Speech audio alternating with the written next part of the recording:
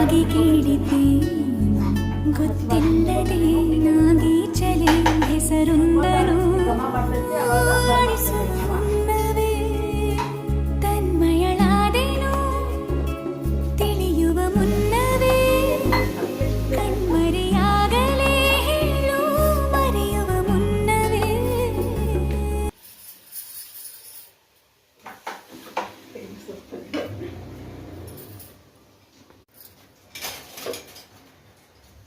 ಈಗ ನೋಡ್ರಿ ಬೆಲ್ಲ ಹಾಕ್ಕೊಂಡ ಸ್ವಲ್ಪ ನೀರು ಹಾಕೊಳಕ್ನಿ.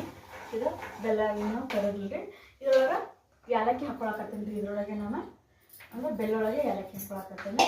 ನೀವು ಹಸಿ ಕೊಬ್ಬರಿ